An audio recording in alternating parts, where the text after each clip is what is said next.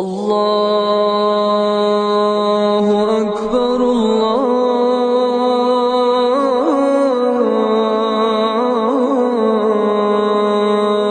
اکبر۔ کچھ لوگ علم نہیں ہوتا وہ اس طرح کی بات کر دیتے ہیں، جیسا کہ آپ نے پچھلے زمانوں میں بھی دیکھا۔ اب قرآن مجید کو اللہ ذو الجلال نے 7 حروف میں نازل کیا ہے۔ کتنے حروف میں نازل کیا ہے؟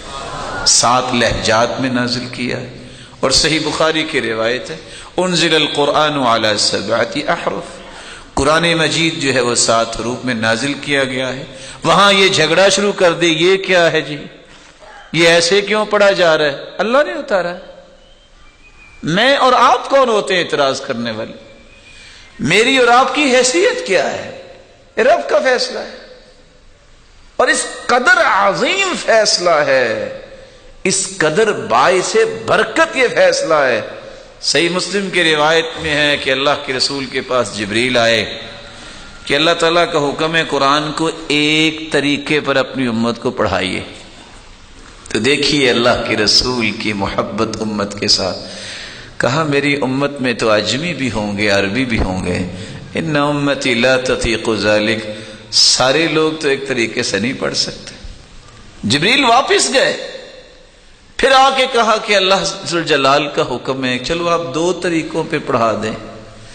کہا نہیں، اسأل اللہ معافاتہ و مغفرتہ، میں معافی مانگتا ہوں اللہ تعالیٰ سے، میں معافی مانگتا ہوں اور اس کی معافی کا طلبگار ہوں۔ ان امتی لا تطیق ذلک، میری امت 2 طریقوں پہ نہیں پڑھ سکے۔ جبریل پھر گئے، پھر 3 طریقے، پھر 4، آخری مرتبہ پھر جبریل نے آ کے فرمایا کہ اللہ کا یہ حکم ہے آپ اپنی امت کو 7 طریقوں پہ قرآن پڑھائیے۔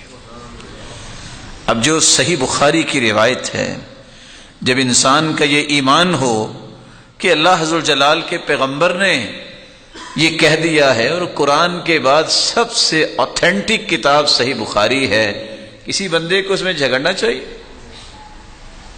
کسی بندے کو اس کے بارے میں زبان کھولنی چاہیے؟ کسی بندے کو وہاں جہالت کا مظاہرہ کرنا چاہیے؟ یہ کیا ہے، یہ پڑھ لو پتہ چل جائے گا کیا ہے، نہیں پتہ پوچھ لو پتہ چل جائے گا کیا ہے۔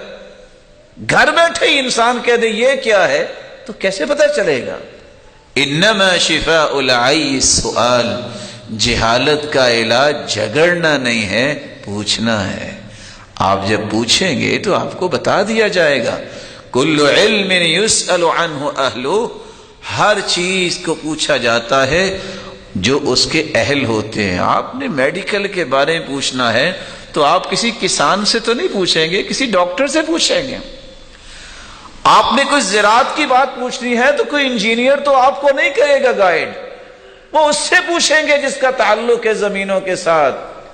اس قرآن کے بارے میں اگر آپ کو سمجھ نہیں آ رہی، مجھے سمجھ نہیں آ رہی، تو مجھے اور آپ کو پوچھنا چاہیے جنہوں نے زندگیاں قرآن پہ لگائی ہوئی ہیں۔